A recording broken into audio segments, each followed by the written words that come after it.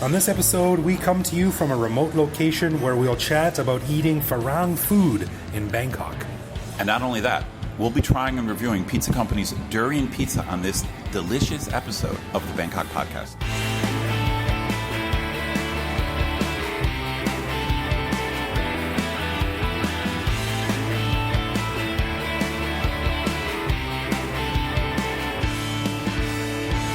Sawadee krap, and welcome to the Bangkok podcast. My name is Greg Jorgensen, a Canadian who has been eating pineapple on pizza since I came to Thailand in 2001 and ain't afraid to say it.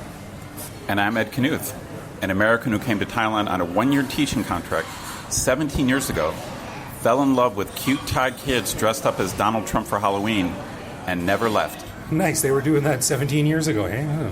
Yeah, he was famous back then. Foreshadowing. All right, we want to say a quick thank you to one of our patrons, a guy by the name of Evo Terra, who supports us at the show shout-out level. Stick around after we're done talking about our favorite Farang food joints in Bangkok to hear the real reason why Evo left Thailand to head back to the USA. And of course, one of the cool things that patrons like Evo get is an unscripted, uncensored bonus episode every week where we talk about all kinds of stuff. We just finished recording this week's bonus show, and Ed, you and I chatted about how Halloween and other foreign holidays are celebrated in Thailand. That's right. Before we jump into our main topic, don't forget our podcast meetup at Smalls on sois which is happening on Friday, the 10th of November. It should be a fun time. Come on down to meet us, some of our past guests, and other listeners. Head to our Facebook page to learn more about it. Yeah, right on. Looking forward to that. Now, on this episode, we take a cue from the new segment that we introduced on our bonus shows called Thai News of the Weird.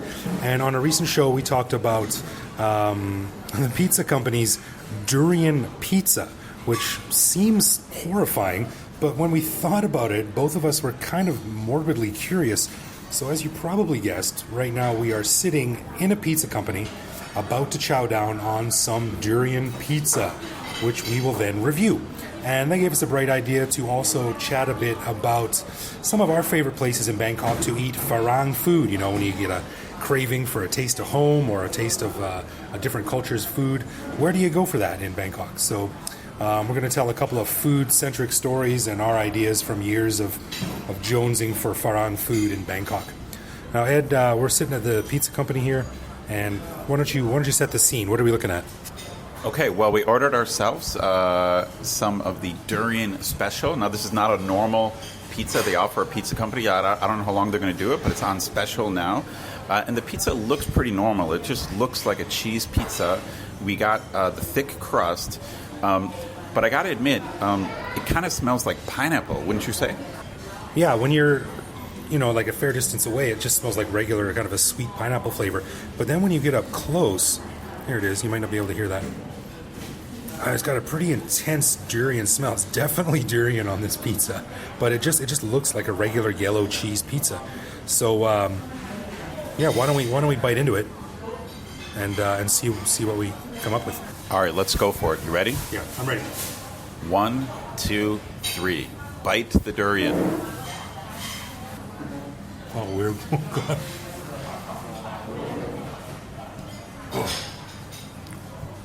God. Thumbs down immediately. Thumbs down. Oh, I don't like it. Abort. Oh my God. Wow. Oh my God. I don't like durian, and this is durian. It's a lot of durian. It's the real, under the cheese is all durian. There's no sauce. It's like they substituted durian for the tomato sauce. Yeah, that's a good point. There's no tomato sauce on this. It's just dough and durian and cheese, and that's it. I got to say though, I wouldn't call it bad, but it's not good. I'm gonna take another bite. I'm glutton for punishment. I'm tapping. I'm out. I think the problem here is I really don't like durian, so this was probably a fool's errand on on my part. And at the end of that episode, like 2 weeks ago, I said I was never going to try it, and then we decided to do this show. So I guess I deserve some credit for giving it a whirl. But after one bite, I had a mouthful of durian. It's not a small amount of durian. So if you're thinking of getting this pizza, it's not like a normal pizza with a little bit of durian. That's not what it is. Okay, it's like a lot of durian under the cheese. Yeah. My first mouthful was just stuffed full of durian. I got to take a sip of Coke here. That's pretty intense, man. Yeah, you're right. Like if you're a fan of durian, I think you might like this. And actually, I'm going to go so far as to say that this isn't as big a monstrosity as one would say. I would say it's not even pizza. I mean, the word pizza should be put in quotations. It just happens to be round and baked in an oven.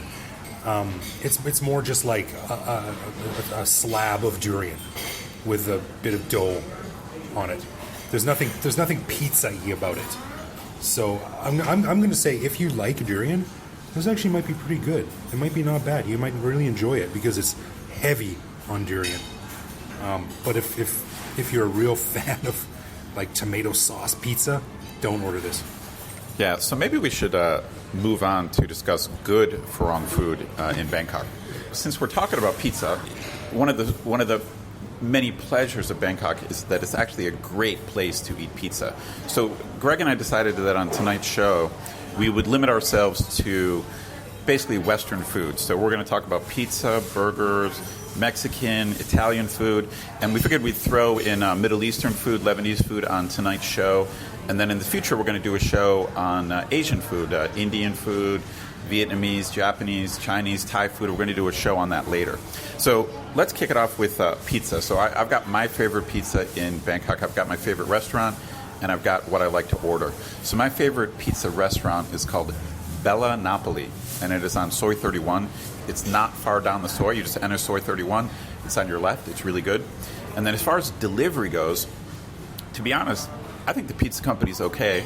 I'd take a pass on the durian pizza. But the best delivery pizza, in my opinion, is a place called Pizza Mania, Mania. I strongly recommend Pizza Mania. Greg, what do you think about pizza in Bangkok?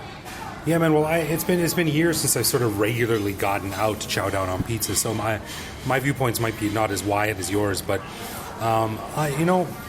it's shit on by a lot of people. But I think Pizza Company makes a pretty good pizza. Like, it's no New York style. It's maybe not as good as pizza in Italy, which I've never had, but I think it's pretty decent for it's basically fast food, right? So. But I think I've mentioned it on the show a ton before, but I cannot walk past Pizza Pala without going in and ordering a couple of slices. And Pizza Pala is the one underneath the Asok BTS station, the stairs that go down to the subway. It opened up, 4 or 5 years ago, and it's expanded into the back a little bit, and it's just always busy, run by an Italian guy. He imports all of his ingredients, and it's just really, really good. The staff is professional. And I think that's what makes a big difference with a lot of these Farang restaurants. Because if you go to a Farang food restaurant, you kind of expect the Farang experience. Or you don't expect it, but it's nice when it's there. And I think when a staff is trained to the level as you would expect in a Western restaurant, I think it makes a huge difference. So, yeah, I think I like the staff at Pizza Pala. As for other pizza, I've got a kid. I don't get out much. I try to stay away from pizza because it makes me fatter, but there are a couple of other Italian places like Limoncello on Soi 11, which is about halfway down Soi 11 on the left-hand side, and they've been there forever. They're kind of a mainstay. They do all kinds of Italian food, really good Italian food, but they also do have a big wood-burning oven in the back, and they do a decent pizza as well. Well, if we're going to talk about Italian food, let me give a shout-out to a unique Italian restaurant in Bangkok, a place called Govinda, Govinda.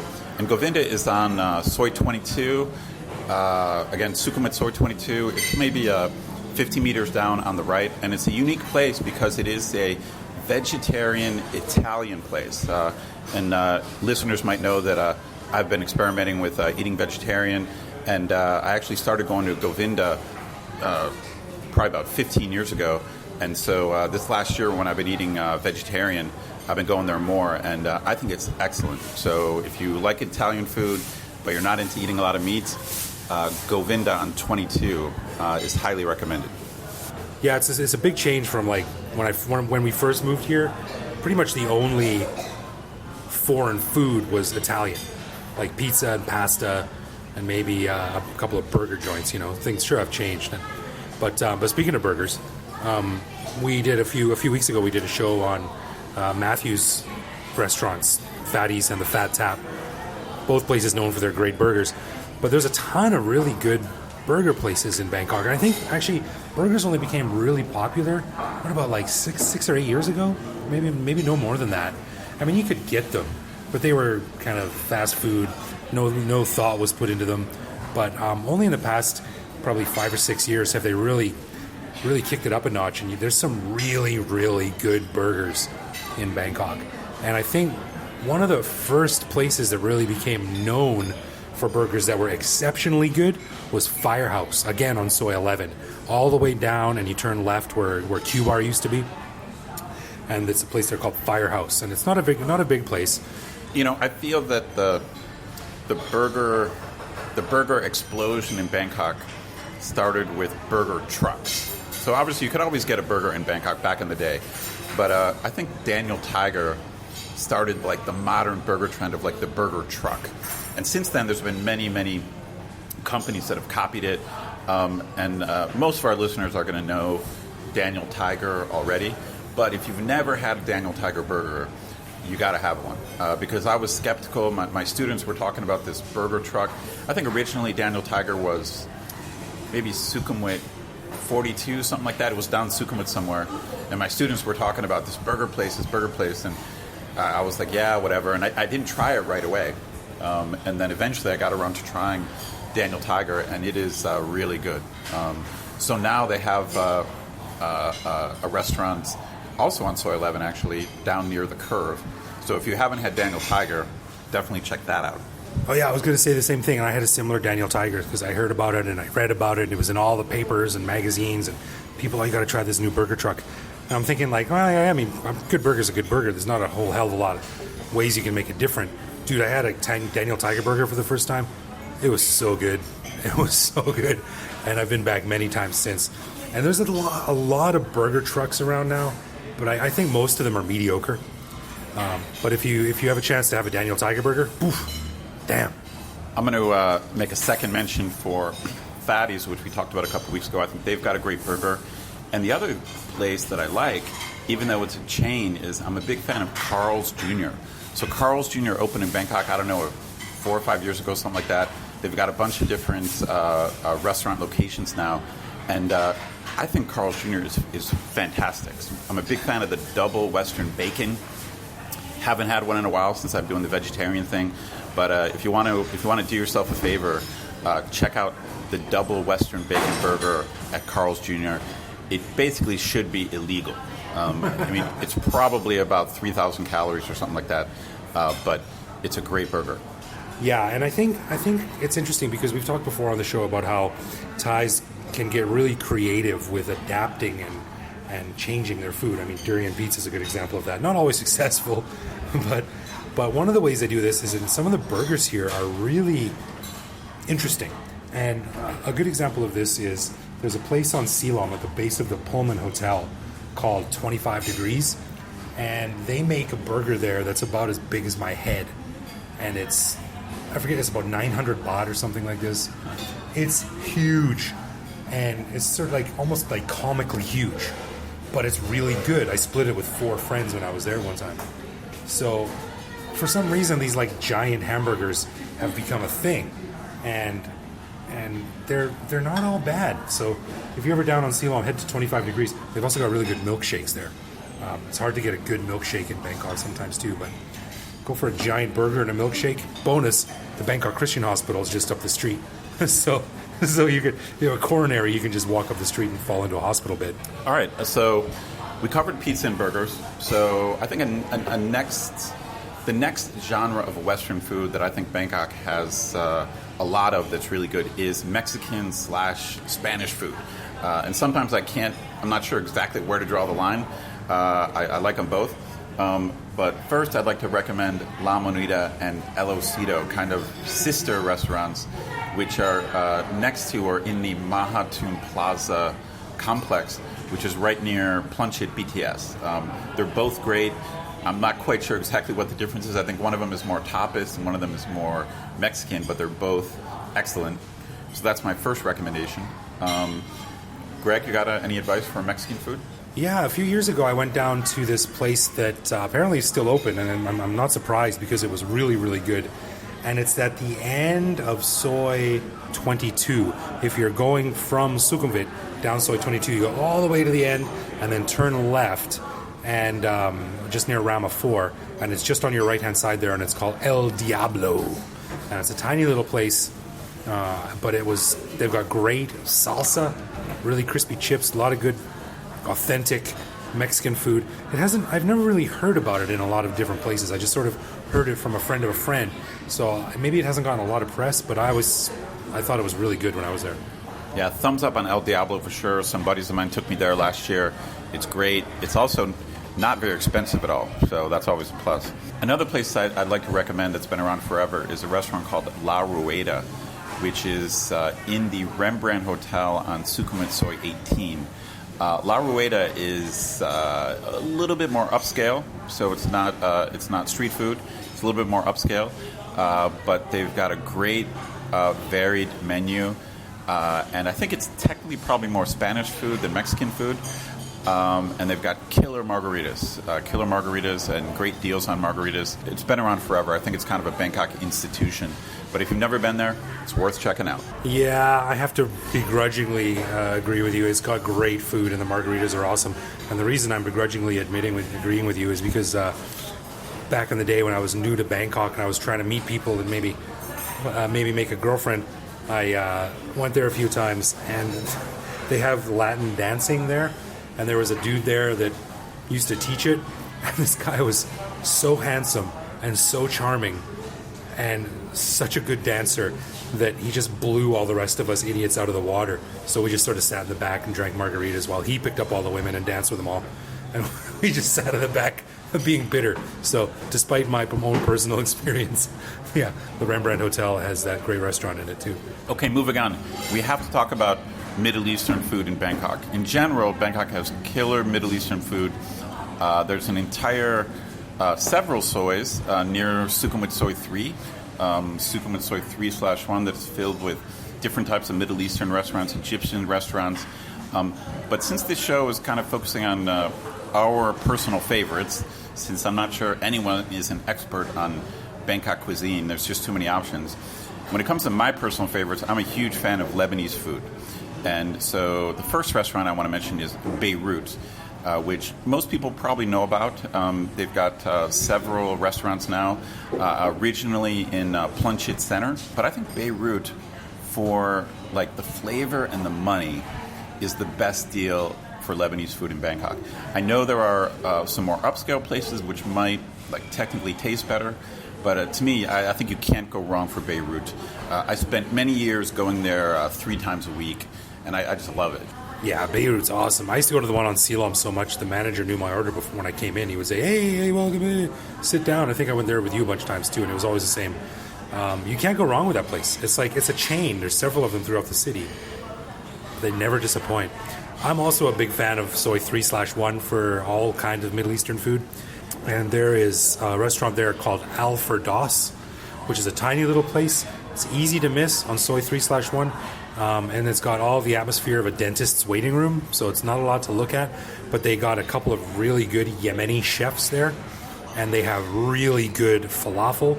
And dude, they make this bread outside, this fresh naan bread that I swear to God is 2.5 feet across, maybe 3 feet across. They bring it to your table, and it's ridiculous, like laughably huge when they bring it. Like there's no room for anything else on the table, and it's fun to sort of rip off a chunk of that and dig that into your giant plates of hummus. I like that one. There's Nefertiti on the corner, which is also really good. There's also a really good restaurant called, several of them in Bangkok as well, but they're called Nadimos. Yeah, Nadimos is great. You can't mention Lebanese food in Bangkok without mentioning Nadimos. It's a little bit more expensive than Beirut, but it's excellent. And then another restaurant worth mentioning, which is legendary, but I have to admit I've never been there, is a place called Cedar, which is down Soy 49. I was there with my girlfriend about 12 years ago, I want to say, and it was great. But beyond, I don't have much memory beyond that. It was very good. So definitely one of the top spots in Bangkok because everyone talks about it. I've only been there that once though. Yeah, so I think that's about it for foods that Greg and Ed are really comfortable talking about. And I mean, there's tons of other foods too. I mean, you've got Greek, you've got Russian, you've got South American food, Spanish. I mean, we covered Spanish a little bit, but there's so many other different types of food. French, Eastern European. But to be honest, I just don't think you or I are the guys to talk to about that. We don't. Maybe this is our homework. We got to spend the next 6 months becoming fluent in Russian food or something like that. I don't even know where you'd go to do that in Bangkok, but there's so many more that we don't know about. But I'd say Google is your friend on this one. No doubt. Well, neither of us ever claimed to be an expert on food in Bangkok. I'm not even sure how you would do that. There's so much food here, and I just know what I like. So what you have heard tonight is what Greg and I like to do, and we will do a future show. We're going to do a show, of course, and talk about our favorite Thai restaurants, Indian restaurants. So we do eat a lot more than pizza and burgers and Lebanese food. We do eat more than that, but we'll talk about it on a later show. Looking at my shape, I think we're probably making an argument that's untrue, but whatever, I'm trying to change that. Thanks to those, I mean, the reason we did the show also is we get a lot of requests on Facebook and some emails for actually people looking for very specific information about living in Bangkok, and a lot of it is often, where do you find the best X food? So, hopefully we answer some of those questions out there. So it's a never-ending quest to find great food in Bangkok. Luckily, it's never-ending. All right, let's get into some love, loathe, or leave here. And this is where one of us surprises the other guy with an aspect of living in Bangkok that we either love, loathe, or hate so much that it makes us want to leave forever. So last week was your turn, Ed, so this week's it's mine. And you're a vegetarian, Ed, so you'll know what I'm talking about here. But we just finished the Vegetarian Festival, which starts at the beginning of October every year, runs for about a week or so. But every year in Bangkok, you know when the Vegetarian Festival is about to start, because when you go into a grocery store, every single box of food that can be claimed to be vegetarian has a little yellow sticker on it that says J, which is the Thai word for vegetarian. And I hate this because you could have 10,000 boxes of the identical product and each one of them would have its own individual yellow sticker. And it's getting to the point where I expect to see them put on watermelons and like grapes. Each grape in the bunch will have a little sticker on it that says J. And this seems like such a pointless, redundant waste of stickers and resources to me. What do you think about it? It's interesting you mentioned the J Festival because last year I was trying to be vegan. So I was trying to not eat any animal products at all. And so I was annoyed by the yellow flags because when Thai people say J, it's not necessarily vegan. Like, I don't even totally understand exactly what Thai people mean by J. Because I think that the Thai version of J, I think it does exclude eggs, but I think it includes dairy. So I think dairy is considered J. So I think the Thai version of vegetarianism is kind of like a Chinese version. And so in the past, I've enjoyed a lot of food during the Vegetarian Festival, but when I was vegan, I couldn't really trust the yellow flag. It doesn't necessarily mean vegan, but I got to admit, I've never really been bothered by those yellow flags. I see your point, but I never really noticed that. They do crop up all over the place, especially if you're in Chinatown. There's like yellow flags everywhere.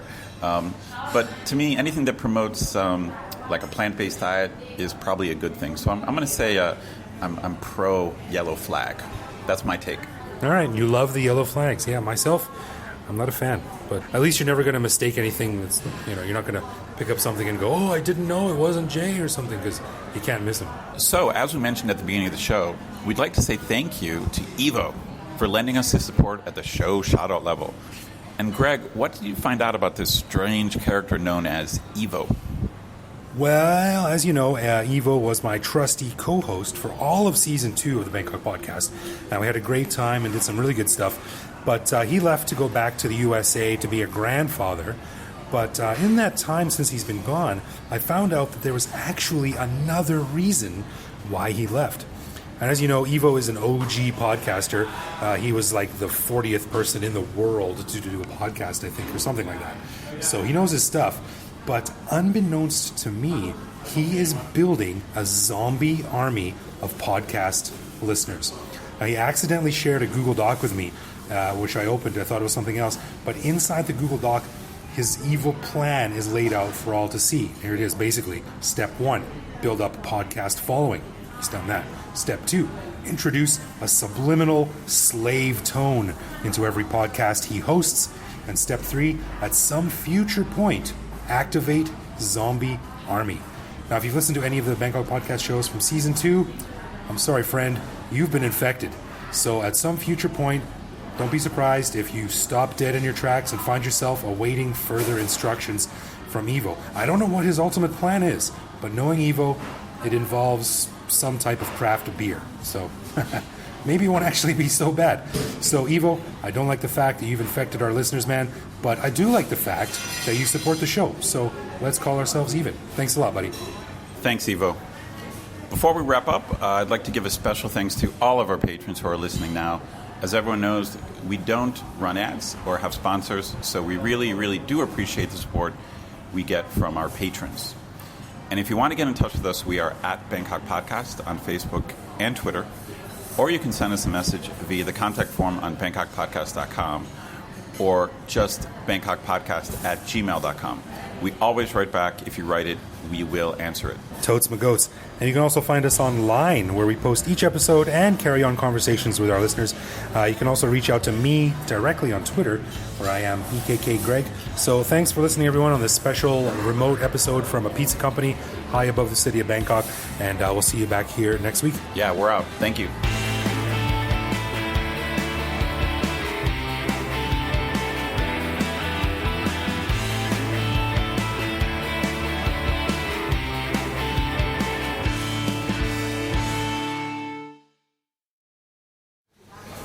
Oh, God. That durian, man. I'm still burping it up.